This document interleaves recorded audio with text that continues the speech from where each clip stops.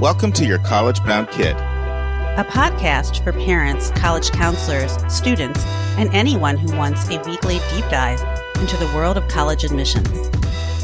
My name is Linda, and I'm originally from Michigan, now living in the St. Louis metro area. I'm a college coach with School Match for You and have a daughter at University of Chicago. I'm Lisa, and I'm a clinical psychologist and college counselor. I have a daughter in college, a daughter in high school, and a son in middle school. After 30 years in Chicago, we recently moved to North Carolina. My name is Mark. I'm a college coach in Atlanta and the parent of two daughters.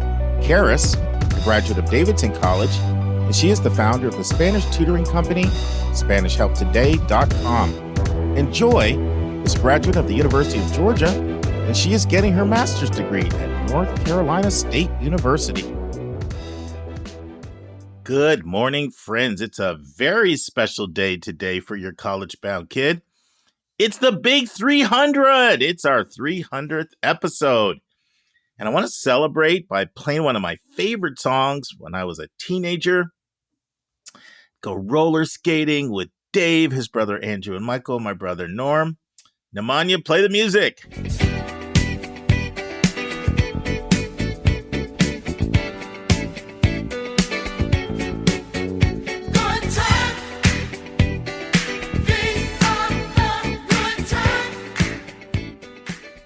It's been a real blast doing this podcast for 300 episodes. I fully expect to be doing this when we hit the 1,000 episode mark and beyond that.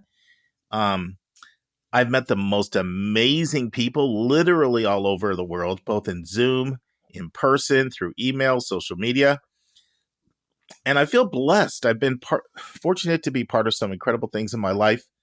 I produced an educational documentary series back in 2016, authored a book, developed a video series with Susan, started a college fair that drew students from Iowa to Rhode Island and North Carolina that many admission officers said was the best college fair they attended all year. But the podcast is the most fulfilling venture I've ever been a part of. I want to do something a little different today. We'll return to our higher ed updates next week. I thought you might find it interesting to share some behind-the-scenes highlights and lowlights in these 300 episodes. And we'll have a short question that Lisa and I answered that was sent in on Speakpipe, and then we'll have the final part of the Mitch Warren interview about Purdue. But I want to start by doing something I tell my students to do. Show some transparency in your personal statement. People identify with your humanness. The personal statement is not the place to brag. That's the activity section or the honors section. So I thought I would share some of the lower moments in 300 episodes. There have been very few. I kid you not. There has not been a time I have not come on here to record full of enthusiasm. But there have been a couple tough times, and I want to share a few of them with you. So I have labeled this the hardest moment of the podcast, the most frustrating experience of the podcast, the runner-up for the most frustrating experience in the podcast, the most embarrassing moment of the podcast, and the runner-up for the most embarrassing moment. And then we'll get to a couple positives. Hopefully I won't bore you because boring is like a, venal crime here. So the hardest moment of the podcast, the hardest moment of the podcast was when I had to come on the air literally 5 minutes after I learned that Colby Bryant had died in a plane crash. Colby Bryant was always somebody that had been pretty special to me. I've been a Lakers fan since Magic Johnson, of course, went to Michigan State and then the Lakers. And then living in Philadelphia, he's a graduate of Lower Merion High School. I just was a big fan. And so that was just really, really tough. So that was the hardest moment. And I had to really power through that episode. All right. Most frustrating experience. Okay, episode 4. So I'm on with Anika, and we don't know what the heck we're doing. And 4, I was hating that number for a long time because we had to record this episode 4 times. And we were committed right from inception that we were never going to be late for a podcast. Like we were going to treat it just like a New York Times writer who has a deadline. We had to, release an episode, every episode at midnight on Thursday or 9 p.m. for you in the West Coast. So when we tried to record, and I can't even remember all the mess ups. I think I have blocked them out of my mind. I think once didn't push the record button. Another time, the caliber of the audio was just so bad. I don't remember what was the third one, but I know it took us 4 times. And we're really busy, and that's back-to-back nights so that we can be on time for production. So that was by far the most frustrating experience. Okay, runner-up for the most frustrating experience. So when I interviewed Amin Gonzalez, you can go back and listen to this interview, VP of Enrollment at Wesleyan University. And I've known Amin for a while. Like, I've known him almost 20 years because he's had a number of roles, and we serve on a board together. And I'm glad I do know him because he would have canceled on me. So what happened is the first time we were scheduled to record, we're in there for 30 to 40 minutes. We can't get it to work. I don't know what's going on. He's so cool and so chill. Don't worry, Mark. Let's just do it. Let's just schedule again. He's a busy guy. And he was actually doing this at a really busy time for them in the admission cycle. Second time, go to record. Same thing. It won't work. No problem, Mark. We'll do it again. Well, I am not about to be humiliated a third time. So I reach out to, we have a couple of different companies that we use for software for recording this podcast. And I'm reaching out. I'm like, can you please tell me what's going on? Because I cannot be humiliated with this VIP 3 times in a row. And so they say, he doesn't happen to work at a school, does he? I'm like, yes. And then they say, oh, there's some schools that have software blockers that will not allow us to use their equipment. So we had to move that one to Zoom. So that was the most runner-up for the most frustrating experience. Most embarrassing experience. Okay. Boy, I can't get away from Wesleyan. Cliff Thornton, who's a legend at Wesleyan. In fact, when we had our first college fair, he was our keynote speaker, and he was our primary advisor throughout the whole thing. For a while, I was going to have him and his daughter. His daughter, Afia, was also a college admission officer. But anyway, getting off on a tangent. So I'd worked on that interview with Cliff for 2 years. Episode 30. And the time he had scheduled it for, I couldn't do it from home. So I had to go to office in East Point. I had East Point by the airport, Georgia. And I get there to record it, and I forgot my mic. Snap. So the sound quality was terrible. As I don't even hardly mention that interview. So Wesleyan, you're kind of cursed. Both Amin and with Cliff. Runner up for the most embarrassing. Okay, Will. Oh, Will at Emory. We could not get that audio to work. It was just terrible. I thought it was the same problem as Wesleyan, but it wasn't. We finally decided to just record it anyway. I tell you, the Emory interview, it was on community-based evaluation, how it works. And the Wesleyan interview with Cliff Thornton, just decrepit audio, just terrible. That's the worst audio you ever heard out of us, those two. Embarrassing. Now let's turn to some positives. What is it that keeps us coming back week after week after week? Well, it's all the feedback from everybody. It's 2 things, really. It's all the feedback that we hear from everybody all the time. And it's another thing I'll share in a second. But I'll share 2 quick stories for you about the feedback. So these are recent stories, actually. Both of them occurred in the last 4 months. So it's October, actually end of September. I'm at the College Board Conference in Orlando. And I signed up for this breakfast. And it was like 7:30 in the morning. And it was a lot of leaders talking about, I can't remember what it was, but it was very important to me, whatever it was. So I come up and I'm talking to, one of the food staff there. And I say, is that food for us? This is like buffet style up there. And then a lady comes up to me and says, are you Mark Stucker? And I said, yes. She said, I recognize you from your voice from the podcast. Turns out it's Mary Wagner. Now, Mary Wagner had been the VP of Enrollment at University of South Carolina. I had been trying to book an interview with Mary Wagner, and my emails had gotten kicked back. Turns out she's a big podcast listener, loves the podcast, listens when she walks her dog, and said she even gave us a 5-star review. And it was just exciting to me because one of the visions and goals of the podcast is that I don't care how senior a level of a person you are, you will learn things if you listen to our podcast. You could have 45 years experience. someone like Susan, who's got more than 40 years experience, loves the podcast. That's always our goal, to reach the Mary Wagners, the Susans and others, and have them learn something. And then also the other part of the goal is that if you're brand new, we don't go over your head. So that's what we're trying to do. This is all new to you. We don't want to be using language and lingo that you can't follow. But we're also trying to reach the most seasoned, experienced person. So it was encouraging to me because it kind of made me feel like maybe we are accomplishing part of the goal by having a VP of enrollment, loving our podcast, and coming up to me and saying so. So that was one story. Fast forward December, this trip, I haven't even got to it, Scripps College. I'm on that California flyout program, and I'm attending a panel discussion with 5 Scripps students. And at the end of the panel, we're about to go on tour, and I'm just sitting around getting ready to get paired up. And one of the students from the DC area who was on that panel comes up to me and says, "Are you Mark Stucker?" And I'm like, "Yes, sort of. How do you know me?" I'm thinking.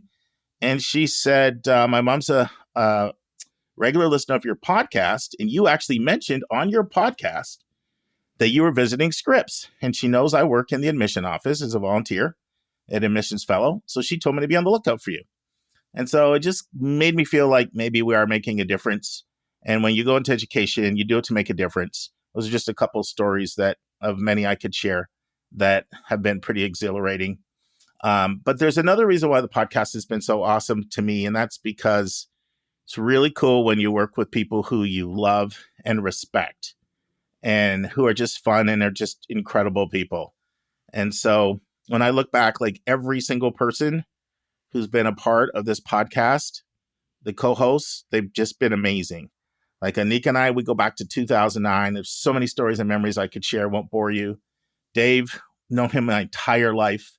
Literally, our dads were best friends. So working together with him, pretty cool. Anika was on first 171 episodes. Dave came in on year 3, episode 105. Lisa, you know Lisa, she's just an amazing person.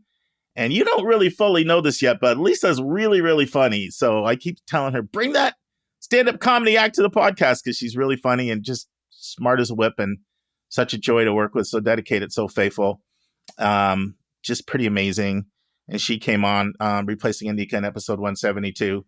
And as for Susan, it's hard to put in words what Susan's meant to me. I mean, I was associate director of admission at the Westtown School from 01 to 09, but Susan let me partner with her as an adjunct college counselor. And had I not done that for that almost a decade there in Pennsylvania, I don't think I'm where I am today. So to reunite with Susan after all these years is pretty exhilarating. And then Julia, I mean, since 2017, I've just had a really great working relationship with Julia. We co-counseled 5 students together. They were at Milton. And when an opportunity came for her to come on the podcast, I jumped on it. She's been so incredible. Vince, one of the first supporters ever of our podcast, just a real joy to work with.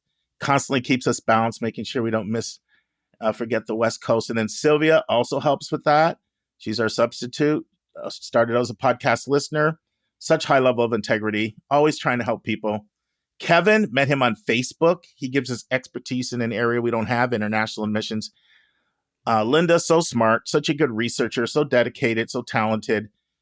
Lisa, Linda, and I will work together, and she's kind of the glue that holds us together. She's so talented that we have to be careful not to give her too many things to do, because she's kind of the best one on our team in so many different areas. So really a joy to have her come on. And altogether, we have hosts from North Carolina to Chicago to Boston to Philly to San Diego to LA to Dallas to St. Louis. Over 150 years of college counseling or college admissions experience amongst us, and just working with such an incredible, awesome group of professionals. That's the other reason why the podcast is just a labor of love. And I just, I'm not going to shout out all of our support team because there are a lot, but I just want to shout out 2 people who deliver every single episode, and that's Nemanja, our sound engineer, and Stylionis, our webmaster. Sorry for not mentioning the rest of you, but our whole team is pretty awesome. So where are we going in 2023? Well, we want to live out our mission and be really committed to that. Our mission is making college knowledge available for all. We're going to continue to deliver 12 hours, commercial-free, new content every month. We're really dedicated to that. And our 2 really big goals in 2023, one is revamping and improving our website. So that's a big project that we hope to accomplish in the early part of 2023, making it a lot better for you guys. And then toward the end of 2023, hope to be able to hire someone who can reach out to schools, CBOs, and get our website listed on their school reference page, resource page. We're really committed to access, and that will help a lot.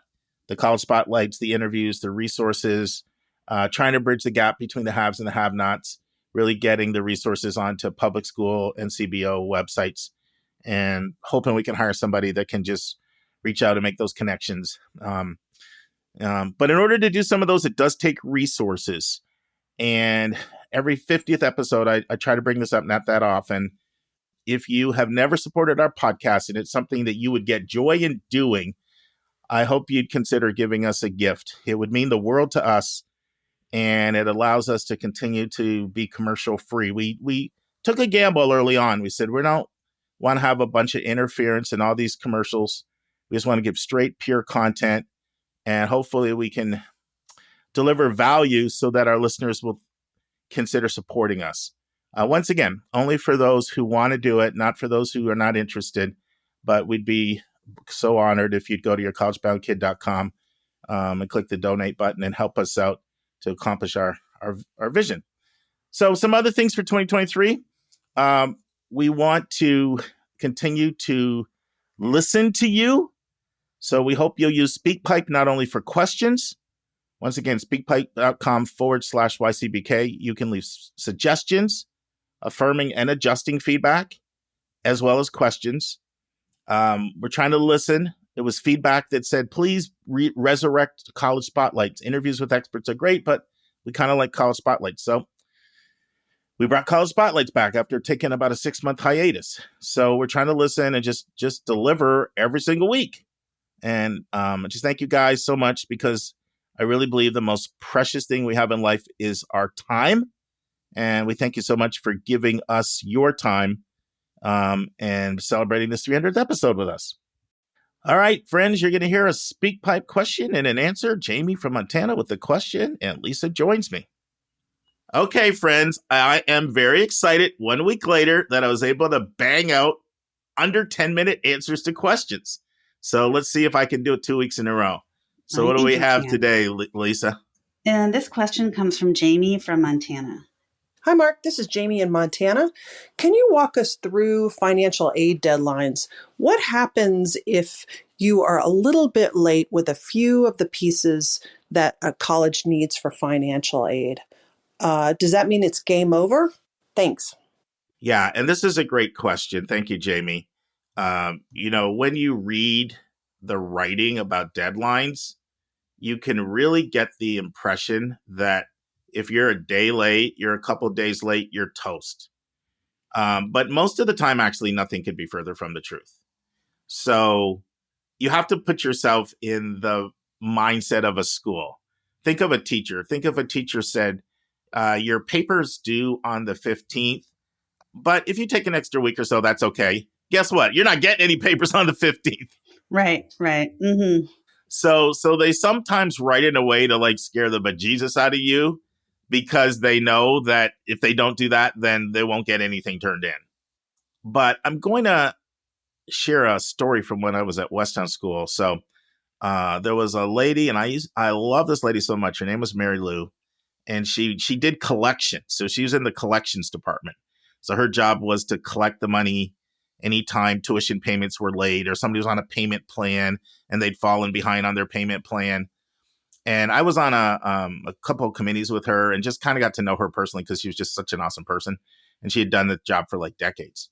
And so one thing she always said to me, she said, Mark, a lot of times people just avoid me. They don't answer my caller ID or whatever. That's like the absolute worst thing you can do. And I get it. Maybe they're embarrassed, they're whatever their financial situation is. Maybe they're embarrassed. But the absolute best thing you can do is to communicate. Don't go missing in action. That's the worst thing you can do. And I bring that up as an example just because that's the same thing here. So when it comes to financial aid, you want to be communicating. And the communication actually should occur from two people. It should occur from the student should have their own relationship with a financial aid counselor. This is, of course, for people that are getting financial aid. And a lot of times schools will divide the alphabet up, A through G, G through L, whatever, and you'll have somebody assigned to you, or sometimes there's different systems. But each student should know who their financial aid officer who's assigned to them. And a parent also. I mean, it's good for a parent to also have that kind of relationship, because you might have to talk about some things that are really complex, that are really, the student really couldn't articulate that well. And if you are communicating regularly, you should not have an issue with, with deadlines when they're minor. People, a lot of times those deadlines are designed in a way where they don't always lead with their absolute have to have it deadline. They know that some stuff's going to trickle in late, so they build a deadline in that's before the real deadline, if that makes any sense. And so obviously the closer it can be to the deadline, if you're reaching out, the better. And that whole, axiom still applies. It's better to catch flies with, honey than vinegar or something like that? It's honey. Flies like honey. Yeah, better to catch flies with honey. In other words, don't come with some attitude, like come with, with gratitude and appreciation and just be pleasant to work with. And you'll find that reciprocated back. And so this should not be any issue. Obviously, there is some point where a deadline is a deadline and you miss it. You know what it reminds me of, Lisa? It reminds me of the additional materials that colleges need to receive from people other than the applicant. So things like recommendation letters and transcripts and things like that. Like for most schools, there's a built-in time after the student deadline when they can still get that stuff. I always appreciate the schools that are really explicit and come right out and tell you it's 7 days, it's 10 days, it's 15 days. Those are all ones that I know, different schools I can think of. One's 15 and one is 10 and one is 7. That's always helpful. But it's kind of like that. There's the deadline, and then there's like the real time when we actually need it. So the bottom line is you should have no problem if you have a few things missing. And also, financial aid officers, they know how complex this stuff is. They know that it's intimidating. They know it's easy to make a mistake.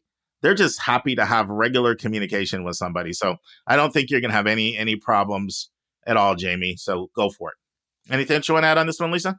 No, I think that it's good to know that you have a little leeway. It's also good to know you have a deadline, as you said, so that it'll keep you motivated. Exactly. And now this week's interview with a special guest.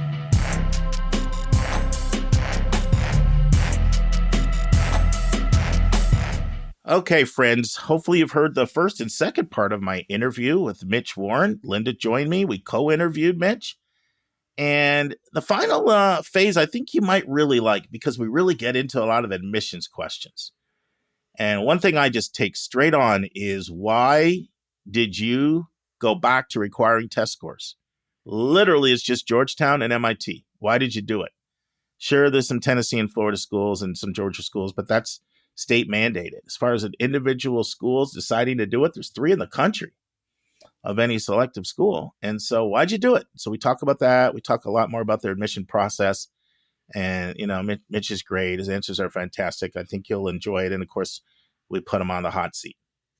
While we're talking about programs, can you talk about your honors college and what are some of the benefits and the strengths of Purdue's honors program? Yep. The process for students initially to enter the Honors College is when they apply for admission, it's worded way better than this, but it's basically a question: do you want to be part of the Honors College? And there's an explanation of what that is. And then students need to complete a short essay question explaining why they want to be part of the Honors College. The Honors College would tell you that they seek to educate the whole student and help bridge the gap between co-curricular and curricular learning. It is truly interdisciplinary. There are students from all majors on campus. They really emphasize undergraduate research even more than the traditional student body would get. They emphasize community and global experiences, studying abroad, learn even while here in West Lafayette, learning about other regions, other cultures, other opportunities that might be available around the world, and also leadership development. as well. The Honors College requires that students live in the Honors College residence facilities the first year. Students can stay in the Honors College halls all 4 years if they choose to do so, but the first year would be required. Students who commit to the Honors College the first year are not committing for all 4 years. So if students arrive and then they realize, I think earlier the example was SNAP, I've decided that's not for me, that's fine. They just simply stop registering for Honors College courses. Conversely, if a student didn't initially choose to participate in the Honors College, but now they're here and they've learned about it and they're interested, there are ways for them to get involved in honors when they are here.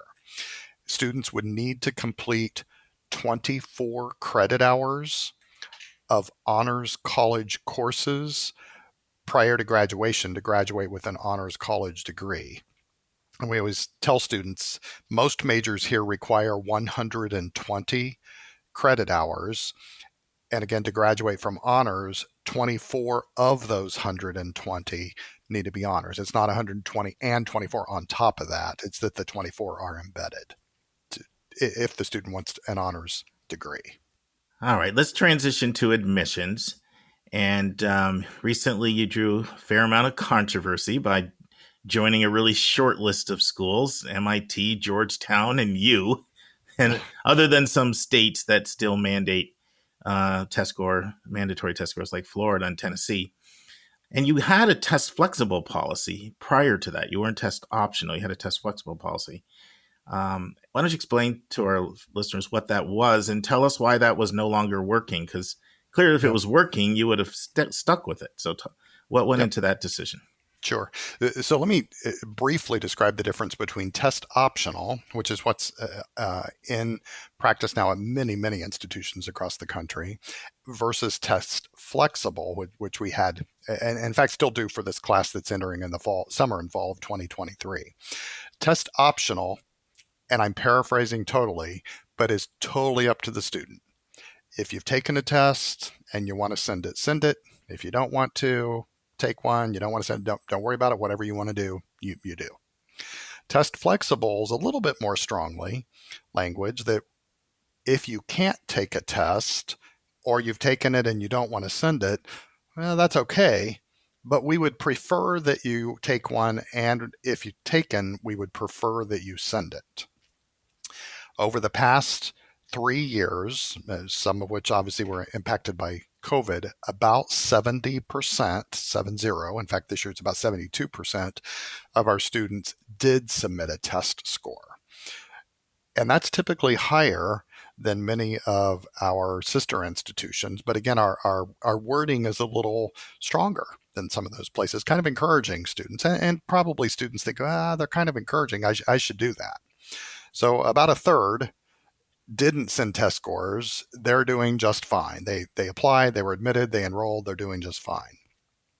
So it's not necessarily that test flexible wasn't working, but our president and the cabinet, the provost, and many of the academic deans had several data points that helped show that requiring a test score, reviewing a test score was beneficial in helping identify students who would be academically successful here. So they decided sometime last October, November, to begin again requiring an SAT for students who will enter in 2024.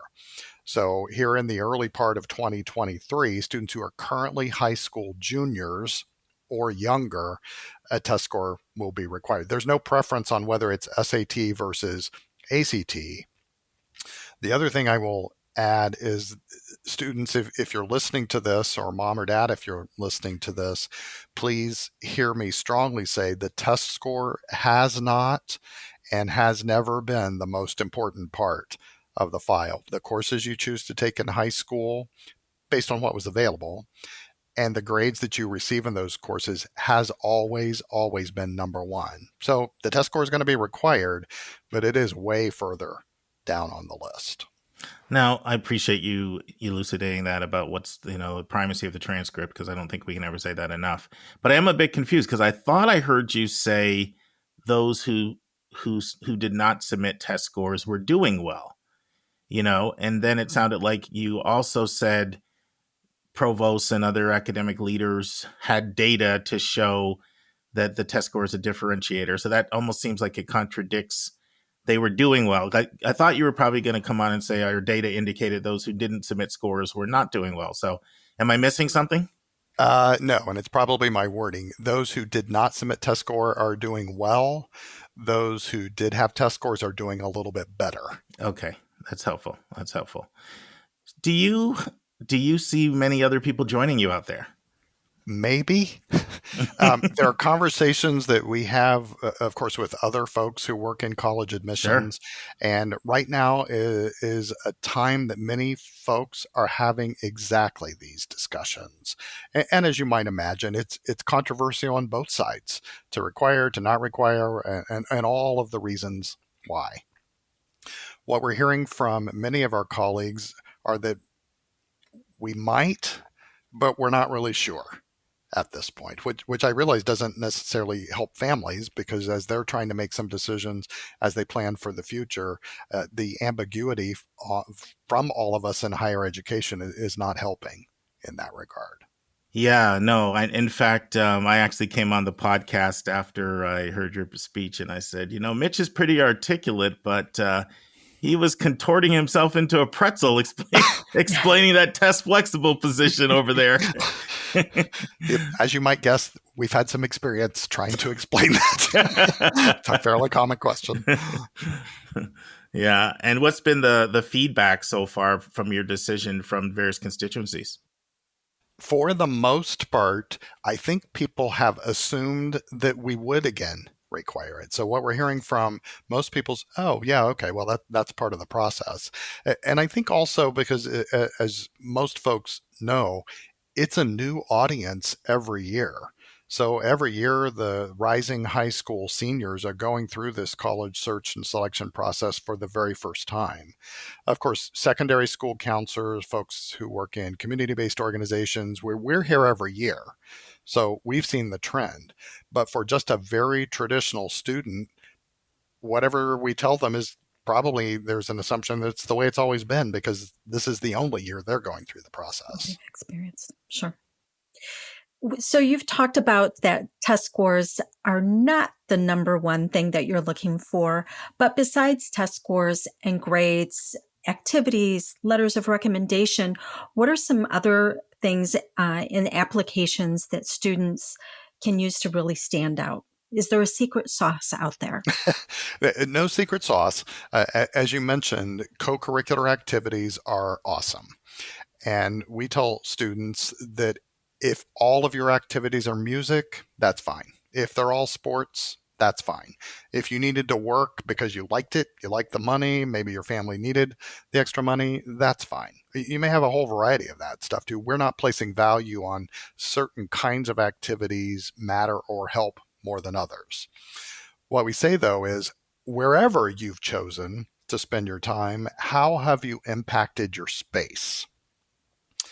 It's nice if you could be a leader, a captain, a president, a manager of a thing or two. Many students will say, well, I'm in 7 different organizations and I'm only captain of 5 of them. And we say, well, thank goodness, because we can't all be in charge of everything. We need people to just show up and do the work too. But if you can be a leader in a small thing, at least, that's helpful. So maybe there was this massive food drive in your city, and you were the leader, the manager for 4 square blocks. That's important, and you impacted your space. You don't have to lead the entire thing. We also tell students that it's not a good idea to just be member of 28 different organizations. That appears as if you're doing that just to build your college application, and that doesn't impress us. So really, how you've impacted your space, whether that be big or small, is very helpful. Unfortunately, there are some students who have really unfortunate life things that happen to them, deaths of folks around them, and illnesses, car accidents, and illnesses being physical or mental or whatever the issue might be. We ask folks or students as they are applying to, at a high level, let us know some of those things as they're working through the application. We don't need all of the specifics. That's none of our business. But it's helpful when we know that something was going on, because then we know something was going on and we don't assume that a student either couldn't do the work academically or, probably worse yet, was choosing not to do the work academically. So if there's a semester or two where grades really take a dip, just try to explain again at a high level what might have been happening then. We're all human. We get it. So, but we need to know. Are there any personal qualities that tend to make an applicant pop at all when you're reading a file? I think honesty. Sometimes there's a student that has a bad grade and he or she says, I just didn't take this seriously. I didn't study as hard as I should have. I had no idea it was going to be this difficult. That's really refreshing, rather than Mrs. Smith doesn't like me and she was the teacher. That I know you get a lot of that. Yeah. And maybe it's true. I don't know Mrs. Sure. Smith, and I don't know whether she liked you or not.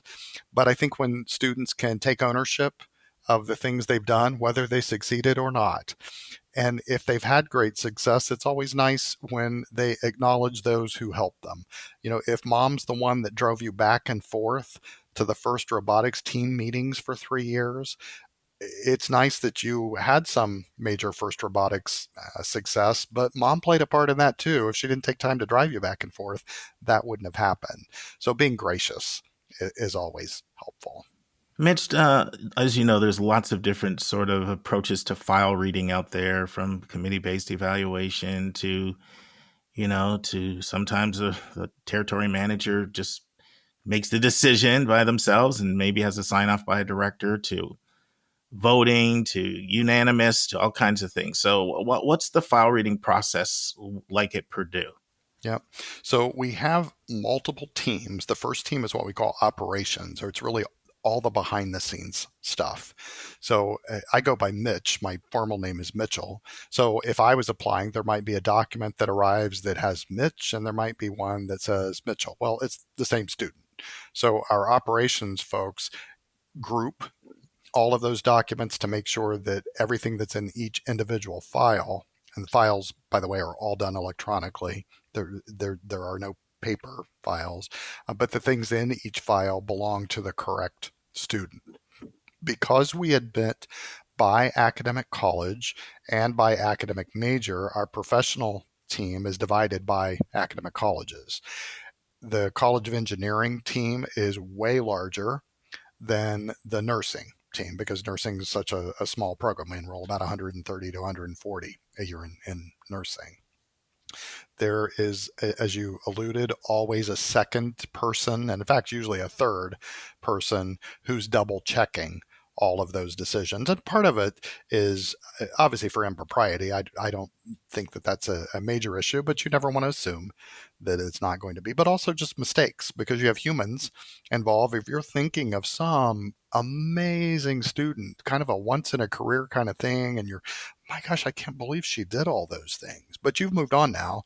You're reading another application, but you can't help just thinking back to all the obstacles that student overcame. And that clouds you as you're looking at an application that may not be as good. And you admit that student, or you would grade that student highly because you were biased of the application you just read. A human error that we're all susceptible to. So there's always at least a second or third person reviewing, just to help with human error things. I'll say though, as I mentioned earlier, we receive about 70,000 applications a year. So there are human errors that happen. So any of your readers who are going through a process, I would ask, when you call an admissions office, if you could be kind and ask, I just want to double check, because this isn't what we thought might happen, but I want to make sure the documents you have are the correct documents, and is this really the decision? Because we probably have, 4 or 5 each year that clearly we just messed up, and we always try to make it right for the student. Do you have seasonals? Do you use seasonals at all in your reading process? And Yep. what role do they play in compared to a full-time admission officer. Mm-hmm. Yeah, so we use seasonal readers, and I think almost all of our seasonal readers either are former admissions staff people. Here at Purdue, there are a couple that happen to work at another institution when they were employed full-time. And let me see if this is true. I believe 4 of the other 5 seasonal readers are retired teachers, many from the local high schools here in the area, and 1 is a retired secondary school college counselor. So all of them were in education when they had full-time jobs and now help us. They typically begin about mid-August or so and work until roughly the end of December or so. And they're typically one of the initial readers for an application, and then pass it on to what we call a team lead person. Great. Well, we're about to transition out of the formal part of our interview and move into what we call our lightning round, our lighthearted round, also called the hot seat. Any other thing about Purdue that you haven't shared that you want to share? I would invite students to visit in person if you can, virtually if you can. And I think that holds true to any college or university in the country. And as I tell students, there literally are thousands of colleges and universities in the country. And a question that students periodically ask is this a good school? Good is so relative. Are you looking for big or small or urban or religiously affiliated or in the middle of nowhere? And there's no right answer to any of that. So good really depends on what you're looking for. I think visiting is the single best way that you get an idea if a school is good for you or not. And if it's not, isn't that awesome that you knew that before you enrolled, rather than enroll and think, oh my gosh, this isn't really where I need to be. And now you need to transfer and start over. So anything you can do to help rule out schools to potentially find the one you're most interested in when you are a high school senior is awesome. All right, let's go to the lightning round. So I can't help but go back to this hiking thing that you talked about earlier. Tell us about the best hiking experience you ever had. Where were you? What mountain? What made it great? Yep. It all began at Peastlewood Peak, which is in Phoenix, Arizona. Many years ago, we took our kids there for spring break, and there happened to be this mountain, and there were a lot of people walking up a trail. And my son and I think he was about 8 at the time, thought, well, that would be fun. And it was a blast. I tell people I'm not using ropes and climbing over the sides of cliffs, but it's also not a walk in the park either. I like trails that have some elevation and honestly trails that are somewhat remote. I don't take a tent and camp in the desert. I do what we call hotel hike. So we'll stay in a hotel. Yeah, stay in a hotel, drive out, spend all day hiking, drive back to the hotel, take a shower, and do it all over again the next day. And it sounds like you've got your kids into it a little. Yes, no? Yeah. Good stuff. Yeah, and it's a blast when we all do it. Although the older I have become, the more I'm not sure having our 2 20-year-old kids join me is a good idea because they go way faster and longer than I like. Make Dad feel old. Can you slow down up there? What's a place on your bucket list for vacation? You hope to get to it someday. You've never been, and curiosity is just saying, I got to get to this place. I think Greece would be someplace that would be awesome. I've been to Turkey a couple of times and absolutely loved it. And it's amazing for those of us that have always lived in the United States. We think of old as being, 60 or 70 years old, but things in that part of the world are truly old. And I just find that fascinating. And I think Greece would just be beautiful. Great. You can't be in education, can't be admissions, professor, anything. And you had to have a career switch. What would be something that would be appealing? Well, you said I can't be in education, but when I was young, I wanted to be a school bus driver. But if I can't be in education, I would be an accountant. Oh. I love the preciseness of time, of numbers, of budgets. I guess I really thrive in this college admissions world when we're looking at files and not individual files for admission decision, but just numbers of things. Now, in fairness, Clearly, I've never been an accountant, and I don't actually know what they do every day. But my assumption of some of the things they do, I think I would enjoy that. Cool. All right, Mitch, you get to have lunch with a historical figure, non-relative, but could be back 50 years, 500 years. Who are you having lunch with? John Kennedy, I think would be awesome. And why? Why John Kennedy? That just seemed to be an especially turbulent time in the world, but also in U.S. foreign relations as well, the Cuban Missile Crisis and the rise of the Soviet Union, the Cold War and whatnot. And I wonder, what did he know, or what did he think he knew at the time versus what we assume he may have known. And obviously his presidency was really quite short, but I think that would be fascinating to have a chat with him. Good stuff. What is a book you've read that's had an impact on your life that you kind of recommend to a lot of people? We have a lot of readers, and we ask this question quite frequently, and we get responses. I picked that book up. It was great. Mm-hmm. I liked the Lord of the Rings series. That was a few years ago. I think one of the books that I remember that had the greatest impact on me, it's called Cultural Literacy. And it was probably 20 years ago or so. So it clearly is not popular right now. But it was it discusses taking into context all of the cultural things that we often assume because they're the way we know things. But that doesn't necessarily mean that's the way other folks perceive things. And one of my favorite, I don't know if this is a question you're going to get to, my favorite bumper sticker ever, somewhat related to cultural literacy, is don't always believe what you think. Because you only know your world, you only know your experiences, and often that can be quite different than the folks with whom you're interacting. That's a good one. Don't always believe what you think. My favorite bumper sticker I saw in Orlando, Linda knows this because she used to live in that area, and I told her it was like, tourists, you've been to Florida, now go home. I like that. I bet they too get tired of us. I think that's the Florida motto, unofficial. Yeah. So we're going to close with one last one, but it's a three-folder. It's a triple hitter. It's your best advice to our college counselors, students, and parents. Mm-hmm. I think this is especially directed at students and parents. That's fine. It would be take a deep breath and chill. There is a lot of hype around this college admissions thing. I don't think it's nearly as complicated as much of the hype. Most students find multiple colleges at which they would be happy, strive, and be successful academically. We always hear about the one student on Long Island who had perfect test scores and great grades, yet she was denied at 6 of the Ivy League institutions. Those stories are likely true. Her story isn't common across the country. Most students find many places they would be happy, and it's okay.